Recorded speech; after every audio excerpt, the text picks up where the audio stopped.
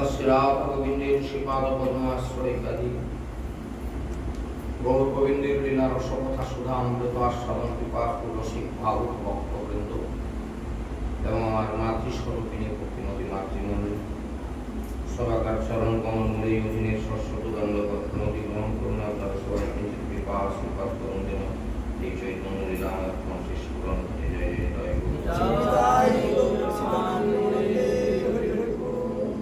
তারপর আমার পরম পূজ্যপাদ শ্রী গুরুদেব যার কৃপা করুণা আমার জীবনের চলার পথে একমাত্র পাথেয় আমার পরমারাধ্য শ্রী গুরুদেব নিত্যধাম প্রবিষ্ট শ্রী সেন নারায়ণ চন্দ্রদেব সমন্ত পাদে সেবা নিত্যধাম প্রবিষ্ট পিতৃদেবের চরণে আমার প্রণাম, আমার মাতৃদেবীর চরণে প্রণতি। আমার নিত্য সেবিত সেবিক প্রভু শ্রী শ্রী শ্রী শ্রী শ্রী শ্রী রাধা দামোদর শ্রী পাদপদ্মে আমার সর্বদা প্রণাম। সর্বোপরি এখন পর্যন্ত যারা এখানে উপস্থিত হয়েছেন, পরে যারা উপস্থিত হবেন অথবা লাউডস্পিকার মারফত থেকে যারা শ্রবণ করছেন, সকলের চরণে আমার কোটি কোটি কোটি কোটি কোটি কোটি ধন্যবাদ। সবাইকে আশীর্বাদ করুন। জয়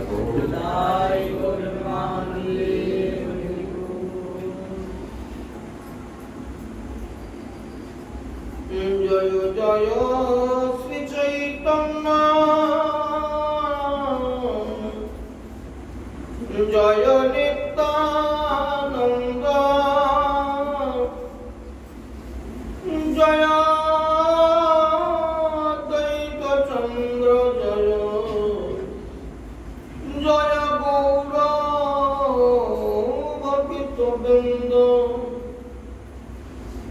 বজ্রাদপি কঠোরানি মৃদুনি কুসুমাদপি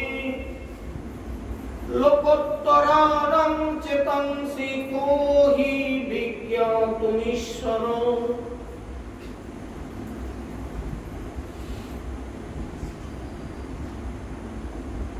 গতকালকে আমরা চৈতন্য চরিতামৃতে মধ্যলীলার অন্তর্গত সপ্তম পরিচ্ছেদে আলোচনা শ্রবণ করছিলাম। গতদিন যেখানে বিশ্রাম করছিলাম সেখান থেকেই আজকে আমাদের আলোচনা শুরু করছে। আশা করি গতদিনের স্মৃতি আছে যে মহাপ্রভু সার্বভৌম ভট্টাচার্যের গৃহে লীলা বিলাস করার পর তিনি সবার কাছ থেকে বিদায় নেন। দক্ষিণে ভারতবর্ষের দক্ষিণ প্রান্তে তিনি হরিনাম প্রচার এবং অতীতের উদ্ধার জন্য যাত্রা শুরু করলেন। অলৌকিক ব্যক্তিগণের চিত্ত বজ্র অপেক্ষা কঠোর। বজ্র যতটা কঠিন হয় তার থেকেও কঠিন হৃদয়ে চৈতন্য মহাপ্রভু, এবং কুসুম অপেক্ষাও আরো কোমল, ফুলের পাপড়ির থেকেও কোমল হৃদয়, মনটা বজ্র কঠোর। সন্ন্যাসের জীবন এরকমই বজ্রের মতো কঠিন কঠোর। সে কোথাও মাথা নোয়াবে না, কোথাও একেবারে ভেঙে পড়বে না, অথচ হৃদয়টা তার অত্যন্ত কোমল। উহা কে বুঝিতে সমর্থ হয়, অর্থাৎ কেই বা বুঝতে সমর্থ হতে পারে সেই চৈতন্য মহাপ্রভুকে।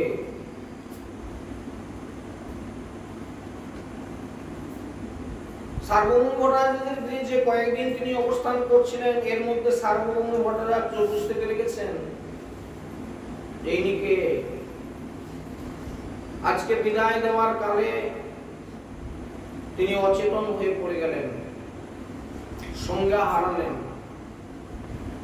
নিত্যানন্দ প্রভু ভট্টাচার্য উঠাইল তারে লোক সঙ্গে তারে ঘরে পাঠাইল। কিছুটা এগিয়ে আসছিলেন, আপনারা জানেন যে মহাপ্রভু চলে যাচ্ছেন, সহ্য করতে পারছেন না। সার্বভৌমাচার্য, নিত্যানন্দ ইত্যাদি সমস্ত সঙ্গীগণ অনেকটা পথ পর্যন্ত এগিয়ে গেলেন। তারপর সার্বভৌমাচার্য মহাপ্রভু যখন নিয়ে বিদায় নিয়ে চলে গেলেন, মূর্ছিত হয়ে পড়ে গেলেন, অচেতন হয়ে গেলেন।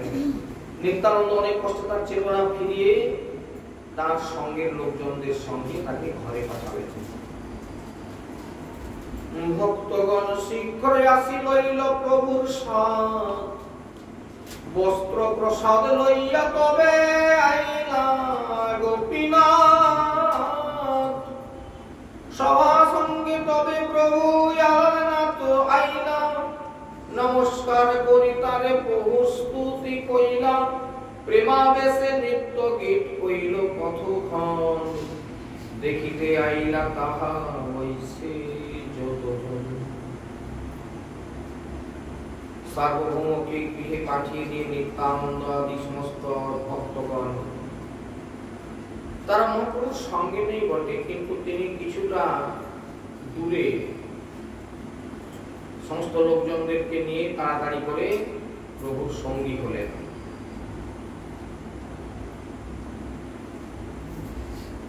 বস্ত্র প্রসাদ অর্থাৎ কৌপিন বহির্বাস এবং মহাপ্রসাদান্ন নিত্যানন্দাদি প্রভুর সঙ্গে মিলিত হওয়ার পরে তারা এইভাবে বস্ত্রাদি মহাপ্রসাদান্ন নিয়ে পেছনে পেছনে চলতে শুরু করলেন, তবে মহাপ্রভুর সঙ্গে না, অনেকটা দূরে। এবং সকলের সঙ্গে প্রভু আলানাথে যখন আসলেন, এখানে একটা কথা সবার হৃদয়ের মধ্যে একটু রেখাপাত করার চেষ্টা করি। আমরা তীর্থে যাই, এটা কি না ও ঠিক আছে, চলো। বিশেষ করে চৈতন্য মহাপ্রভু লীলা সম্বলিত যে সমস্ত লীলাস্থলীগুলি, মহাপ্রভুর লীলাস্থলী যেগুলি আছে, মহাপ্রভু যে যে জায়গাগুলোতে গিয়েছিলেন তার জীবৎকালীন, এই জায়গাগুলোতে গিয়ে যদি কিছুক্ষণ বসে যদি নাম সংকীর্তন না করেন, তাহলে আপনার তীর্থ দর্শন সম্পূর্ণ নিষ্ফল হয়ে যায়। মাস্ট মনে রাখবেন, শ্রীক্ষেত্রে গেলে, পুরীধামে গেলে যে হরিদাসের সমাধি আছে, হরিদাসের সমাধিতে গিয়ে বসবেন 10 মিনিট 5 মিনিট অন্তত, ওখানে বসে ওদের সঙ্গে হরিনাম করবেন, একটু প্রদক্ষিণ করবেন। হরিদাস ঠাকুর যে সিদ্ধ বকুলের তলায় বসে হরিনাম করলেন, এখানে গিয়ে বসবেন অন্তত 5 মিনিট 10 মিনিট। গম্ভীরাতে যাবেন, যেখানে মহাপ্রভু দীর্ঘ 18 বছর কাটালেন, এই গম্ভীরাতে গিয়ে 10 মিনিট বসে হরিনাম করবেন। এবার ক্লুটা দিয়ে দিই, কেন হরিনাম করতে বললাম সবাইকে। এই জায়গাগুলোতে গেলে আপনারা হরিনাম করবেন। মহাপ্রভু এই হরিনাম কারীকে অত্যন্ত ভালোবাসেন, অত্যন্ত ভালোবাসেন। আর তীর্থের মহিমা এর দ্বারা প্রকাশিত হয়। তো একটা কথা শুনে রাখুন, সঙ্গীরা সঙ্গে থাকলেও ভালো, অথবা একাকী যদি যান। এই যে জায়গাগুলোর নাম বলছি, এরকম আরো লীলা সম্বলিত যে জায়গাগুলো আছে, এখানে কি একান্তে হরিনাম করবেন, একান্তে। অদ্যাপি সেই লীলা করেন গৌর রায়, কোন কোন ভাগ্যবান জীব দেখিবার পায়। আপনার ভাগ্য ভালো হলে এই নাম যদি আপনি একটু প্রাণ করে করতে পারেন, আপনার ভাগ্যের দরজাটা খুলে যাবে। বুঝতে পারবেন যে মহাপ্রভু আজও এখানে লীলা করছেন, তা না হলে আমি তো এত ভালো করে নাম কোনোদিন করতে পারি না, আমার এত প্রেম হচ্ছে কেন নাম করতে করতে, এত ভালো লাগছে কেন, মনে হচ্ছে আর কিছুক্ষণ নাম করি, এরকম মনে হচ্ছে কেন। এটা চৈতন্য কৃপা, মহাপ্রভুর কৃপা সম্বলিত এই জায়গাগুলো। এই কৃপাগুলো আদায় করতে হয় তীর্থে তীর্থে ঘুরে, তা না হলে তীর্থে যাওয়াটা বেকার, কিচ্ছু লাভ পাই না বাবা। কেবল গেলাম, দেখলাম, ঘর চল, এরকম করে হয় না তীর্থ দর্শন। মহাপ্রভু বৃন্দাবনে গিয়েছিলেন, আপনারা আমরা যাচ্ছি সেই জায়গাতে যাবো, অনেক দেরি আছে। তবে তো বৃন্দাবনে গিয়ে মহাপ্রভু কি কি করলেন, এই যে আলানাথে আসলেন, আলানাথে কি করলেন? নমস্কার করি তারে বহু স্তুতি কইলা, সেই আলানাথে বহু স্তুতি স্তুতি করলা, স্তব করলা, প্রেমাবেশে নৃত্য গীতি কইল কতক্ষণ। মহাপ্রভু আপনি আচরণ ধর্ম করে শেখানোর জন্য নিজে এখানে নৃত্য করলেন, কীর্তন করলেন প্রেমের সঙ্গে। কি চৈতন্য চরিতকে পুঙ্খানুপুঙ্খভাবে নিজের জীবনের সঙ্গে মেলানোর চেষ্টা করুন। মহাপ্রভু কি করলেন? আমাদের মতো কলিহত জীবকে তিনি করে দেখাচ্ছেন। প্রেমাবেশে নৃত্য কইল গীতি কইল কতক্ষণ, দেখিতে আইলা তাহা বইছে যতজন।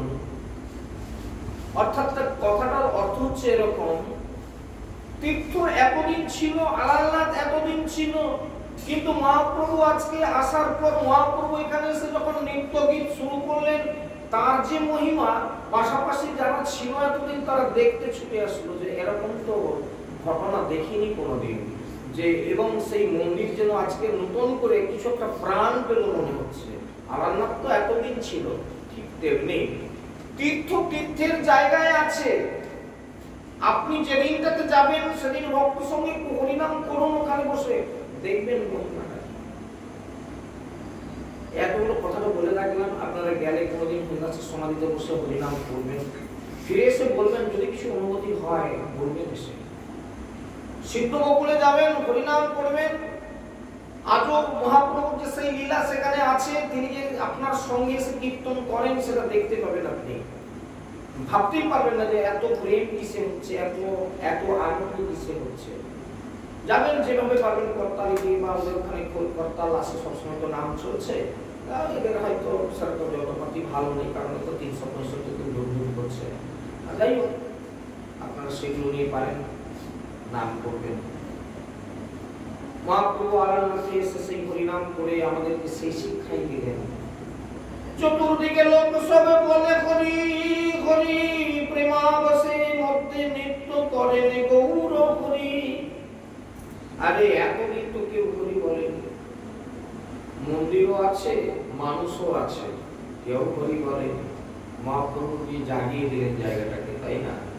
তিনি যখন নৃত্য গীত করতে আরম্ভ করলেন, সবাই চারদিকে হরিবল হরিবল করছে। কাঞ্চন সদৃশ দেহ অরুণ বসনে, পুলকাশ্রু কম্প সেন তাহাতে ভূষণ, দেখিয়া লোকের মনে হইল চমৎকার, যত লোক আইসে কে নাহি ঘর যায় আর। এত লোক এসে জুটে গেল মহাপ্রভুকে দর্শন করার জন্য। কাঞ্চন সদৃশ দেহ, সোনার মতো গায়ের রং, স্বর্ণবর্ণ রং, আর অরুণ বসন। অরুণ অর্থাৎ প্রভাতকালীন সূর্য যখন উদয় হয়, প্রভাতকালীন সূর্য যখন উদয় হয় যে লাল হয়ে ওঠে, এই বর্ণের বহির্বাস ইত্যাদি মহাপ্রভুর শরীরে, এই জন্য অরুণ বসন। আর কি, এই যে আমাদের মায়েরা সব অলংকার করে না, কানে দুল, গলায় হার ইত্যাদি, হাতে পায়ে অলংকার কি? বিধাতা পুরুষ যে রূপটা দিয়েছে, সেই রূপের উপরে আরেকটু রূপ বৃদ্ধি করার প্রচেষ্টা, এটা হচ্ছে অলংকার, ভাষার অলংকার। যে কথাটা বলতে যাচ্ছি সোজাসুজি বললেও হতে পারত, কিন্তু তাকে অলংকার দিয়ে এত সুন্দর করে বললাম যে আপনাদের সবার ভালো লেগে গেল। এই জন্য নারী যতই দেখতে খারাপ হোক কি সুন্দর হোক, সেটার থেকে যখন অলংকারাদি পরে, বেশভূষা করে, তাকে দর্শন করতে আরো সুন্দর লাগে।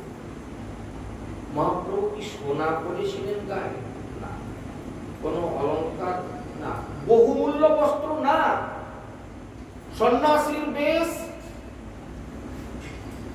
একটা ডোর অর্থাৎ কোমরে একটা দড়ি, মানে যে বস্ত্রের একটা টুকরা সরু করে কোমরে বাঁধার জন্য একটা কৌপিন, আর একটা তার উপরে পরিবাস।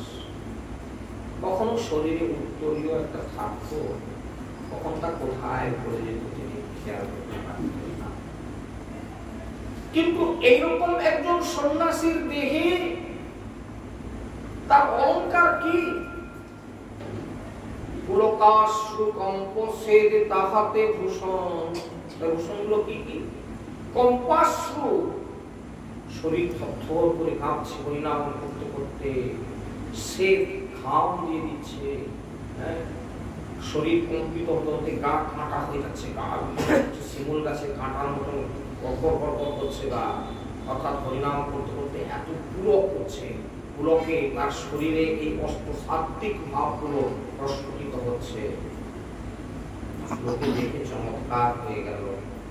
যত লোক এলো তারা বাড়ি ফিরে যেতে পারছে না, কেহ নাচে কেহ গায় শ্রীকৃষ্ণ গোপাল, প্রেমেতে ভাসিল লোক স্ত্রী বৃদ্ধ যুবাবাল।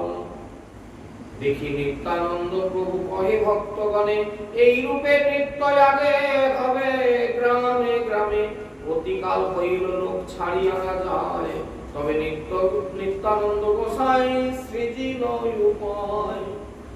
নিত্যানন্দ পিছনে পিছনে যেতেছিলেন ভক্তগণকে নিয়ে, কেননা কোথায় করবে কি হবে না হবে তার সঙ্গে তো সে কাউকে নেবে না, কিন্তু আমাদের পিছনে থাকা উচিত।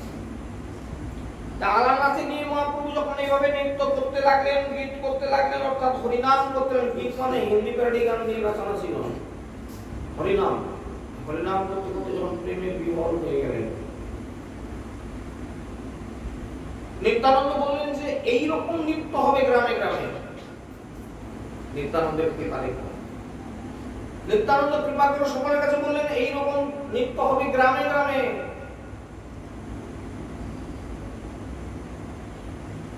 পৃথিবীতে আছে যত নগরাদি গ্রাম, সর্বত্র প্রচারিত হইবে আমার নাম।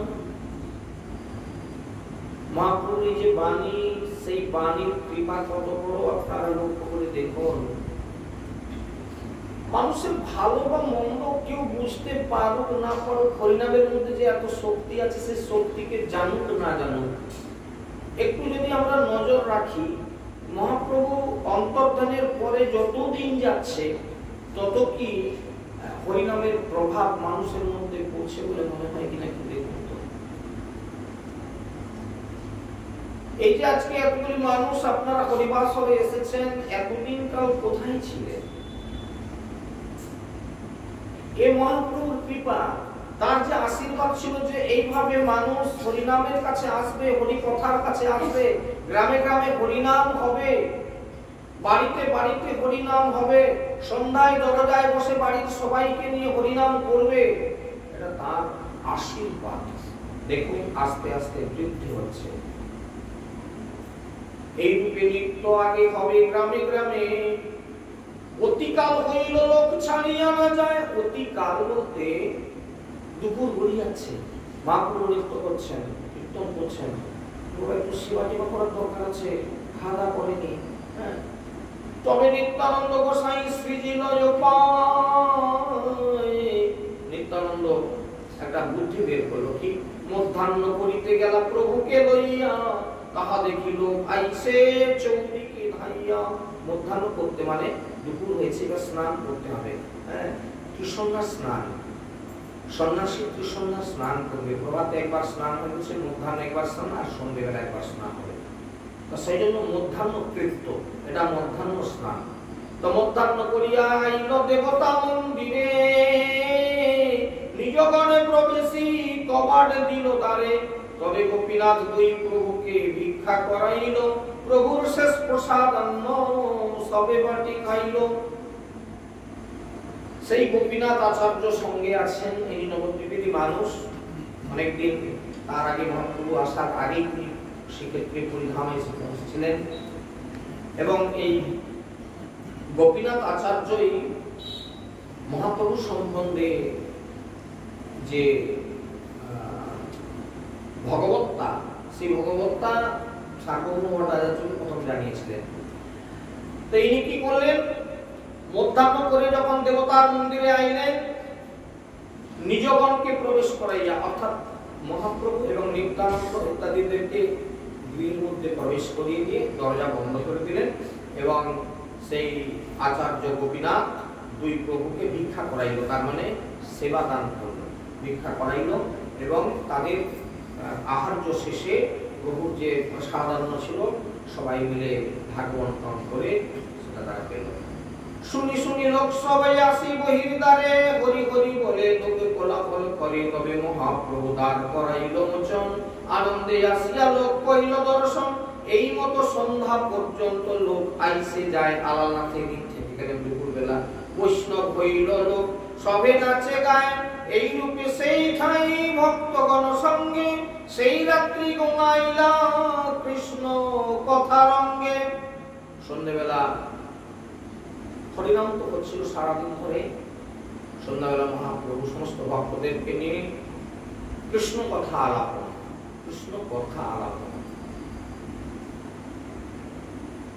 জীবের এই কৃষ্ণ কথা আলাপনই হচ্ছে মূল্যবান সময়।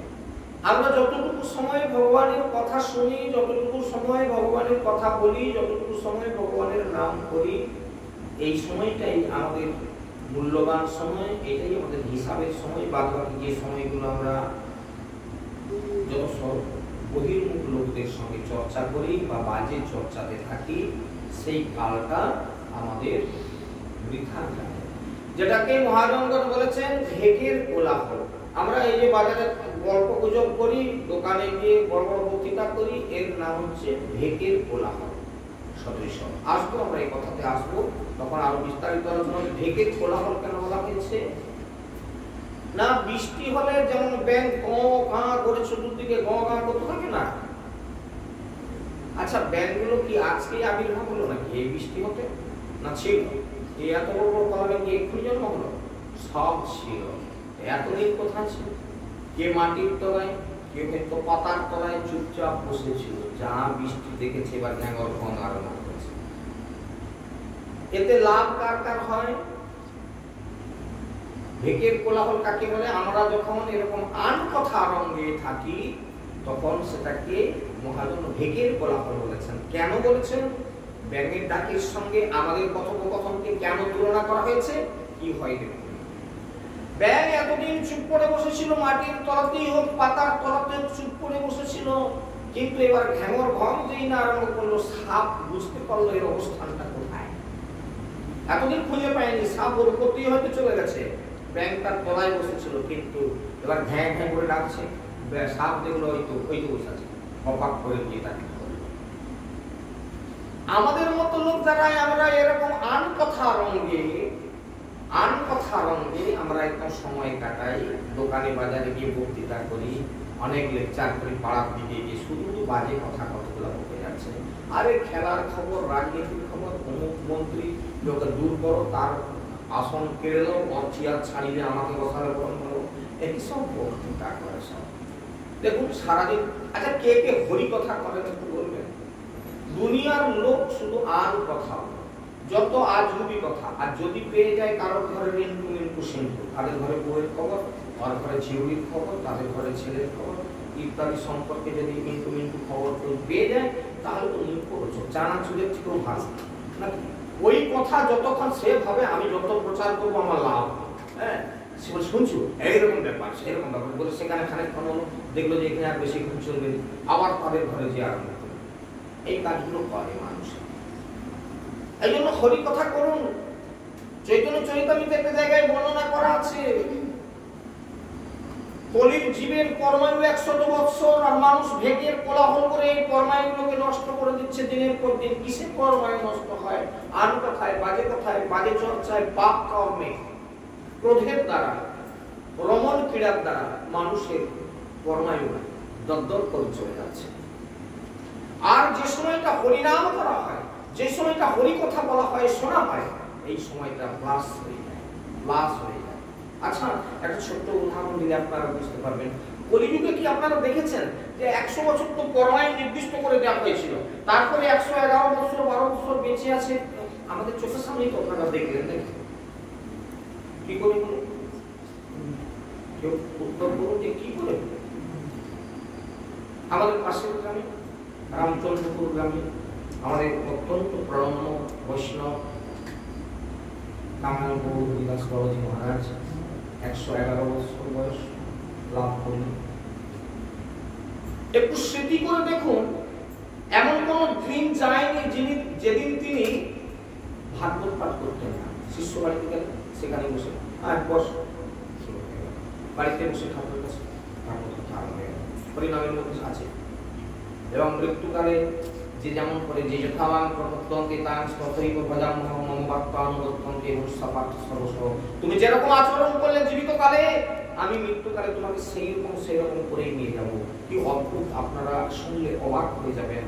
সজ্ঞানে সবাইকে ডেকে বলছে হরিনাম কর সবাই। অচেতন অবস্থায় আছেন, যেন তিনি বিভোর আছেন, প্রেম বসে বিভোর হয়ে গেছেন শেষের কালটা। হ্যাঁ, তো সবাই হাত তালিতে এরকম করে হবে না, খোল পাত্তা নিয়ে ছেলেকে ডাকছে, নাতিকে ডাকছে, সবাইকে বসিয়ে হরিনাম করতে শুরু করে দিতে। আমরা তো সেই মানুষ। আমি মহাপ্রভুর কথা বলছি না, আমাদের দেশের একজন সাধারণ, আমরা যাকে সাধারণ চোখে দেখতাম, এরকম একজন বৈষ্ণব 111 বছর পরমায় বিবাহ করলেন। কি করে? কয়েকদিন আগে তার ছেলেকে বলছিলেন, শরীরটা একটু খারাপ করে গেল কেন জানি না, আমি ভাবছিলাম এখনো 10টা বছর টেনে দেব, তো কি জানি শরীরটা কেমন একটু করছে, কিরকম স্ট্যামিনা, কিরকম মনের বল। কি করে হলো? 100 বছর পরমায় তো নির্দিষ্ট করে দেওয়া হয়েছে বলে জীবকে, 100তে কেউ যায় না। সব পাপের ফলে আর ওই সব ক্রোধের ফলে, অধিক রমণ ক্রীড়ার ফলে তারা তাদের পরমায়ুকে নষ্ট করে দিচ্ছে। উনি কি করে 111 বছর জোগাড় করলেন? সেটা হচ্ছে হরিনামের। হরিনাম করলে ওই সময়টা প্লাস হয়ে যায়। প্রমাণ একটু একটা কাহিনী বলে তারপরে আমরা আবার গ্রন্থে যাচ্ছি। একটা সবাই একনিষ্ঠ চিত্তে একটা কাহিনী শুনেন, যেটা গ্রন্থের মধ্য থেকে আপনাদের কাছে তুলে দিচ্ছি। রাজা অম্বরীশের একটি পুত্র ছিল, যার নাম হচ্ছে ইক্ষা। ক্রমাণ সঙ্গে বুঝতে পারবেন যে কি করে পরমায়ু বৃদ্ধি হচ্ছে। দেখুন হয় কিনা দেখুন। আমরা এই যে কথা বললাম, লোকের বিশ্বাস হবে। বাবাজিও যেমন কোথায় কি গ্রন্থে কি লিখেছে, বাবাজি শুনে সেই বক্তৃতা দিচ্ছে। খেয়ে দেওয়ার কাজ নাই, আমাদেরও কাজ নেই, এসে ও গল্প শুনে দূর। এইবার প্রমাণ, প্রত্যেকটি বিষয়ে প্রমাণ নিয়ে কথা শুনলে তাহলে আপনার বিশ্বাস জাগে। যতটা বিশ্বাস হবে, ভক্তিটা তত বেশি হবে। সুদৃঢ় বিশ্বাস, ভাগবত কথাতে সুদৃঢ় বিশ্বাস। কখনো এরকম মনে করবেন না এগুলো গাঁজাখড়ি কথা। এই সুদৃঢ় বিশ্বাস থেকে আপনার ভক্তি জাগৃত। একদিনকে নারদ ঋষি হরিনাম করতে করতে চিন্তা করলেন, এখানে একটা ভক্ত বাড়ি আছে। রাজা অম্বরীশের ভক্তির কথা আপনারা শুনেছেন, যে একাদশী হরিবাসরে সে হরিবাসর করেছিল, তারপরে দ্বাদশীতে পারণ দিতে গিয়ে তেমন সময় সে দুর্বাসা ঋষি এসে হাজির হলো। এদিকে পারণের সময় হয়ে যাচ্ছে, তাকে আসছে একজন ঋষি, তাকে আমন্ত্রণ না করলেও নয়, আমন্ত্রণ করলেন, কিন্তু সে স্নান করতে গিয়ে দেরি করছে। এদিকে পারণের সময় হয়ে যাচ্ছে বলে তিনি জিহ্বাগ্রে একটা কুটিতে করে এতটুকু জল, মানে এক ফোঁটা বললেও ভুল হবে, মানে একটা ধরুন একটা কুশের অগ্রভাগে যতটুকু জল নিয়ে পারণ করছিলেন। ঋষি দুর্বাসা ঘেমে জানতে পারলেন যে তুমি আমাকে নিমন্ত্রণ করে দিয়ে তুমি খাওয়া করে নিলে, তাকে ভস্য করতে চাইছিলেন। ভগবানের এমন কৃপা, ভগবান তার সুদর্শন চক্রকে দিয়ে রেখেছিলেন ভক্তকে রক্ষা করার জন্য। ভগবানের এরকম প্রয়াস দেখেন। রাজা অম্বরীশ এত বড় ভক্ত ছিলেন যে ভগবান তার সুদর্শন চক্রকে নিয়োগ করে রেখেছিলেন তাকে রক্ষা করবার জন্য। দাড়ি প্রহরী নয়, সৈন্য সামন্ত নয়, সুদর্শন চক্রকে পাঠিয়ে দিয়েছিলেন রাজা অম্বরীশের সমস্ত বিপদে তুমি রক্ষা করবে। ঋষি দুর্বাসা তাকে অভিশাপ দিতে গেল, আর অভিশাপ দিতে গিয়ে এইবার ভক্তকে, অম্বরীশ কিন্তু দাঁড়িয়ে আছে, টলে না। কত বড় বিশ্বাস থাকলে টলে না। কেউ টাঙিয়ে তুলে দিচ্ছে আমার উপরে, মাথার উপরে, রাম মারে তো ভগবান মারবে আমাকে, কেন সরে যাবো, কেন দৌড়ে যাবো? এই প্রাণ কি আমরা ছাড়বো? পারবো না। আমাদের বিশ্বাস নাই, আমরা ছুটে পালাবো, চিৎকার করবো, ওরে আমাকে মেরে দিল, ছুটিয়ে। কিন্তু না, অম্বরীশ কোন রকম মুখ করলেন না, দাঁড়িয়ে আছে। হঠাৎ করে সুদর্শন চক্র ঋষি দুর্বাসার দিকে ধেয়ে গেল। ঋষি দুর্বাসা দৌড়াচ্ছে, এবারে ত্রিভুবন দৌড়াচ্ছে, কৈলাসে গেল, ভোলানাথের কাছে বলে রক্ষা করো। বলে কি হচ্ছে না, বলে ওই যে চক্র খেলাচ্ছে। বলে ওরে বাবা, ওই বড় কি চক্র কার জানো? আমার ওখানে হাত আছে, আমাকেও ছাড়বে, তুমি রক্ষা করো বাবা, কৈলাস থেকে যাও তো। ঋষি দুর্বাসা গেল ব্রহ্মলোকে। ব্রহ্মা বলে কি হয়েছে তোমার? না বলে এরকম সুদর্শন চক্র আমাকে ছুটাচ্ছে। বলে তো আমার কাছে আসছো কেন বাবা? তুমি কেটে পড়ো এখান থেকে, নাহলে আমিও বিপদে পড়বো। হ্যাঁ, রক্ষা করতে পাও। ব্রহ্মলোক থেকে পালাতে গেলেন কোথায়? দৌড়াতে দৌড়াতে ভগবানের কাছে পৌঁছে গেলেন, বৈকুণ্ঠে পৌঁছালেন। বলে কি ব্যাপার ঋষি দুর্বাসা, কি হয়েছে তোমার? না বলে চক্র আমাকে খেলাচ্ছে, আপনি রক্ষা করুন। কি করছিলে তুমি বাবা? কেমন চক্র তো আমাকে খেলাচ্ছে সেটা কি তুমি জানা? তুমি বজ্জাতি করেছো। রাজা অম্বরীশের অপরাধ কি ছিল? কি অপরাধ ছিল? তো তুমি তার উপরে ক্রোধ করলে, এবার খেলাবো। না বলে প্রভু আপনি রক্ষা করুন। বলে আমি রক্ষা করতে পারবো না, আমি রক্ষা করতে পারবো না, তুমি যার কাছে অপরাধ করেছো তার কাছে ফিরে যাও। ঋষি দুর্বাসা 1 বছর এরকম দৌড়ালেন। বৎসরকাল পরে যখন এসে দেখলেন রাজা অম্বরীশ দরজায় দাঁড়িয়ে আছে, কখন দুর্বাসা ঋষি ফিরে আসবেন, তাকে সেবা দিয়ে তিনি সেবা গ্রহণ করবেন। সেই জল একটু জিহ্বাগ্রে নিয়ে দাঁড়িয়ে আছে। আগে দৌড়ে এসে ঋষি দুর্বাসা বুঝতে পারলেন যে ভক্ত কাকে বলে, বড় শক্ত ভক্ত। পায়ে এসে পড়ে গেলেন, কি করছেন সর্বনাশ, আপনি ঋষি? তুললেন, তাকে প্রণাম করলেন, তাকে বসালেন। সুদর্শনের প্রতি তিনি স্তব করলেন, হে সুদর্শন, ঋষি দুর্বাসা করে তুমি করো না, ক্রোধ করো না, তাকে ক্ষমা করো। ভক্ত যখন বলল তখন না ভগবানের চক্র তাকে ছাড়ল। এ হলো ভক্ত। এরকম একজন ভক্ত লোককে ছেড়ে দিয়ে যাই করে। তো নারদ ঋষি চিন্তা করলেন যে একটু রাজা অম্বরীশের সঙ্গে দেখা করবেন। আরে মুরারে মধুকৈটভারে গোপাল গোবিন্দ মুকুন্দ সৌরে আরে মুরা। কি নারদ ঋষি বলা। রাজা অম্বরীশ নিরালয় সিংহাসনে বসে অশ্রুজল বিসর্জন করছিলেন। নারদ ঋষির কণ্ঠস্বর শুনে আর সেই কণ্ঠে নারায়ণ নারায়ণ এই শব্দটা শুনতে পেয়ে তিনি বুঝতে পারলেন তো নারদ ঋষি। আসুন দেবশ্রীপাদ, আসন গ্রহণ করুন, সিংহাসন থেকে নেবে তার পাদ্য অগ্রগীতাকে বসালেন। নারদ ঋষি দেখলেন রাজা অম্বরীশের চোখে জল। সিংহাসনে বসে কাঁদে কেন? একই কথা, রাজা অম্বরীশ সিংহাসনে বসে আছে তো কাঁদবেন কেন? রাজা আপনি খুব চিন্তাগ্রস্ত দেখাচ্ছে, চোখে জল, কি হচ্ছে আপনার? না ঋষিবর, সে কথা আমি মুখে উচ্চারণ করতে পারবো না। কি হয়েছে বলুন। ঋষিবর একটি মাত্র আমার ছেলে, যার নাম ইকাকু।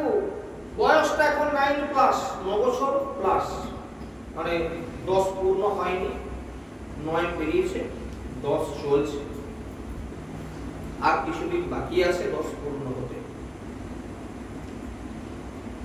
সমস্ত ঋষি, সমস্ত জ্যোতিষবিদেরা বলেছে যেদিন নাকি আমার পুত্র ইক্ষ্বাকুর বয়স 10 বছর পূর্ণ হবে সেদিন সে মারা যাবে। বলতে পারেন ঋষিবর, আমি পিতা, বেঁচে আছি, একটি মাত্র ছেলে আমার, ছেলেটা মারা যাবে 10 বছর বয়সে, আমি সহ্য করি কি করে? তাই প্রতিটি মুহূর্ত আমার কাছে অত্যন্ত কঠিন, কঠোর, দুঃখের, কান্নার, আমি সহ্য করতে পারি না। দেবশ্রীপাদ, কিছু কি পন্থা আছে যা আশ্রয় করলে এর থেকে মুক্তি লাভ করা যেতে পারে? দেবশ্রীপাদ মাথাটা তার চুলকে বলে, এখন যার পরমায়ু যা আছে সেটাকে কে রোধ করবে? এবার পরমায়ু কারোর 10 বছর, কারোর 100 বছর, কারো 50, কারো 60, কারো 70, এটা কেন হয়? যদি বলেন যে কলির জীব 100 বছর বাঁচবে, তাহলে আমিও 100 বছর বাঁচবো, তুমিও 100 বছর বাঁচবো, কিন্তু কেউ 10 বছরে মরে যাবে, কেউ 50 বছরে মরবে, কেউ 30-এ মরে যাবে, কেন? এইবার আমাদের কর্মের উপরে নির্ভর করে আমাদের কর্মায়ু নির্ধারিত হয়। 100-র মধ্যেই কর্মায়ু নির্ধারিত হয় আমাদের কর্মের উপরে ভিত্তি করে। পাপ এমন একটা বস্তু যে পাপের ফলে আমাদের কর্মায়ু ক্ষয় হয়ে যায়। সেটা পূর্বজন্মের হতে পারে, সেটা ইহজন্মের অর্জিত পাপ হতে পারে। পাপের ফলে তত্তর করে মানুষের কর্মায়ু ক্ষয় যাচ্ছে। পাপে যে কর্মায়ু ক্ষয় হয়, আপনারা প্রশ্ন করলেন না তো কেউ যে প্রমাণ করে দেখাও যে পাপে কর্মায়ু ক্ষয় যাচ্ছে? দেখাচ্ছে। সত্য যুগে 1 লক্ষ বছর কর্মায়ু ছিল মানুষের, আজকে 100 হয়। কারণে কি? এখান তখনকার ধর্ম কি ছিল? ধ্যায়ত বিষ্ণু, বিষ্ণুর ধ্যান, বিষ্ণুর ধ্যান, বিষ্ণুর ধ্যান। 1 লক্ষ বছর। সত্য যুগ কেটে গিয়ে ত্রেতা যুগ আসলো। এই প্রত্যেকটা যুগে কি হচ্ছে ক্লাসিফিকেশন করে একটু দেখাই। যেই না সত্য যুগের পরে ত্রেতা যুগ আসলো, এক চরম পাপ প্রবেশ করল। পাপের কিরকম পরিণতি দেখুন। এই এক চরম পাপের দ্বারা পরমায়ুটা 1/10 হয়ে গেল। খুব মন দিয়ে শুনবেন, অন্যদিকে তাকালে বুঝতে পারবেন না। পাপের দ্বারা কি করে পরমায়ু নষ্ট হচ্ছে দেখুন।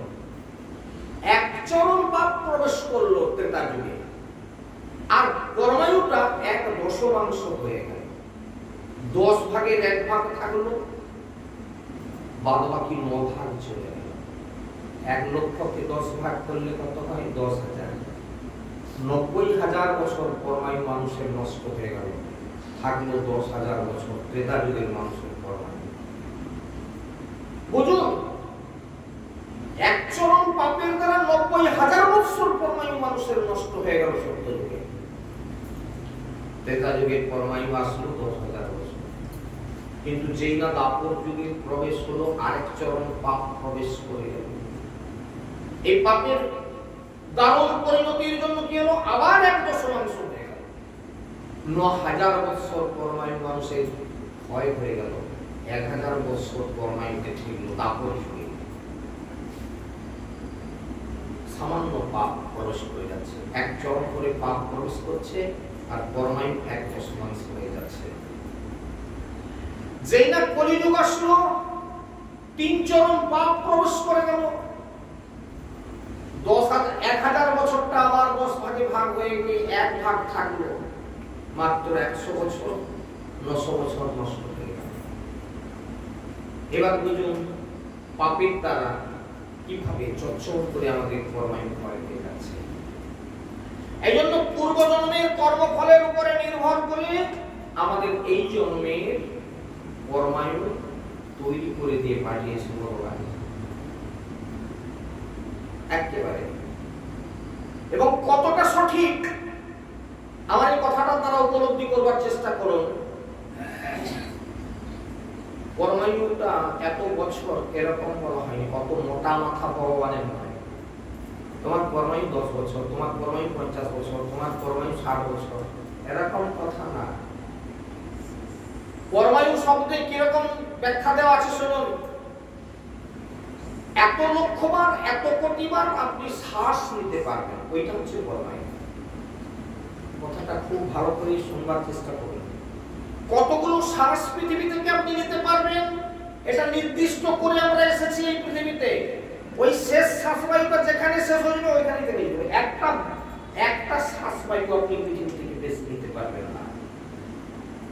লোকটা ভালো বাজার গেল, হাসপাতালের কাছে মারা গেল, কি হলো রাস্তায় কেউ বুঝতে পারলো না।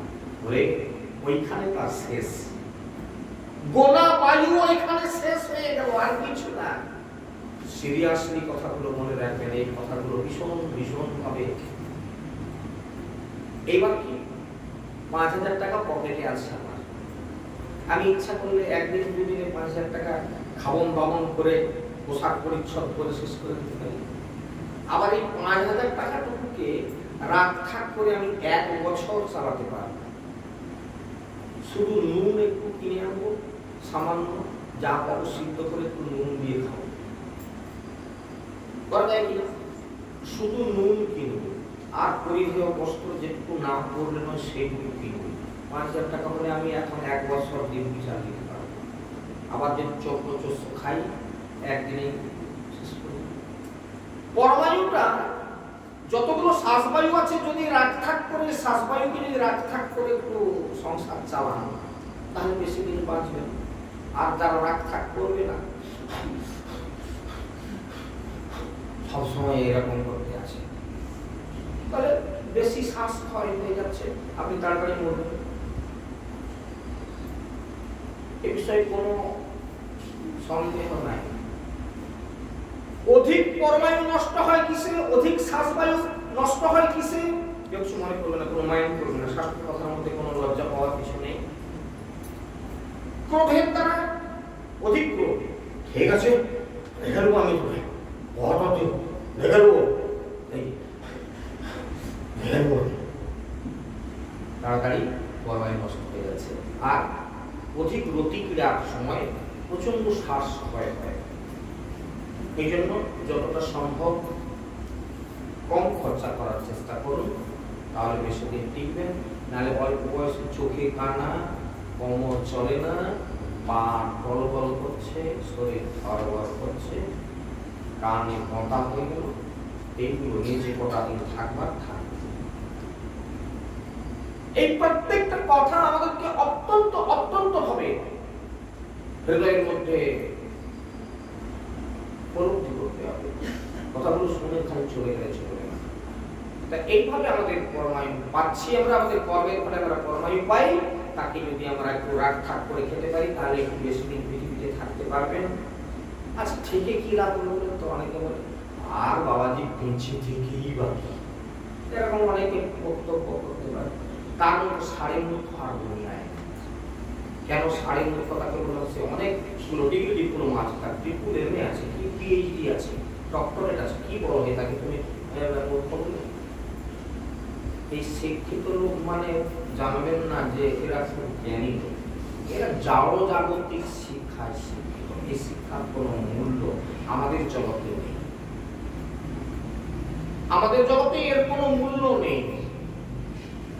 এরকম কত মাস্টার ডিগ্রি ওয়ালা লোক আছে আমাদের সম্প্রদায়ে যারা আছে। কীর্তনের আসরে অনেক জায়গায় অনেক ঘটনা আছে আমাদের জীবনে, দেখলে আপনারা স্তম্ভিত হবেন। হাই স্কুলে শিক্ষকতা করলো সারা জীবন, আজকে কৃষ্ণ কথা শুনতে শুনতে হাহাকার করে কাঁদতে কাঁদতে এসে বলেছিল এই কথাগুলো জীবনে আমার শোনা হয়নি, জীবনটা আমার বৃথা চলে গেল। কেন? তুমি তো হাই স্কুলের মাস্টারই করলে। আজকে কাঁদতে কাঁদতে আসরে দাঁড়িয়ে 1000-2000 লোকের সামনে মাইক্রোফোনটা ধরে কি বলবেন? আছে আমার সঙ্গী সাথীরা যারা ছিল এরা শুনেছে। খড়গপুরের মতো একটা টাউন এলাকাতে কৌশল্যাতে একদিন কীর্তন করতে করতে একজন রেলকর্মী, রিটায়ারমেন্ট রেলকর্মী, হাহাকার করে কাঁদতে কাঁদতে এসে চাপতে ধরেছে এই কথাগুলো জীবনে শোনা হয়নি বাবা। ওখানে এমন একটা ঘটনা ঘটলো যে দুপুরবেলায় কীর্তন করার কথা ছিল, জোর জবরদস্তি আটকে দিল, মানে কিছুতেই ছাড়লো না, রাত্রিতেও আর পারবো না। এই যে জ্যৈষ্ঠ মাসের দুপুর রোদ্রে কীর্তন করে আবার রাত্রিবেলা বাধ্য থাকতে হবে, কিছুতে ছাড়লো না। এগুলো জীবনের স্মরণীয় ঘটনা আপনাদেরকে শোনাচ্ছি। কেন? কারণ হচ্ছে মানুষের অনেক শিক্ষাগত যোগ্যতা লাভ করে, ওগুলো হচ্ছে জনজাগতিক চিন্তা নিয়ে কতগুলো ডিগ্রি ডিপ্লোমা তার পাশে লিখে নেয়, এমএ, ট্রিপল, পিএইচডি, ডক্টরেট, অমুক তমুক অনেক কিছু লিখে নেয়, কিন্তু এগুলোর কোনো মূল্য নেই এই জগতে। এই জগতের কথাগুলো আপনাকে শুনতে হবে, আর সাধু সঙ্গ না করলে এই কথাগুলো কোনোদিন শুনতে পাবেন না। আজকে শুনতে পেলেন, আপনারা কৃপা করে আসছিলেন বলে তা আমাদের শোনা যেত না। আমরা চলে আসি সেই পুরানো কথাতে আবার। এবার এই ঠাকুর সেই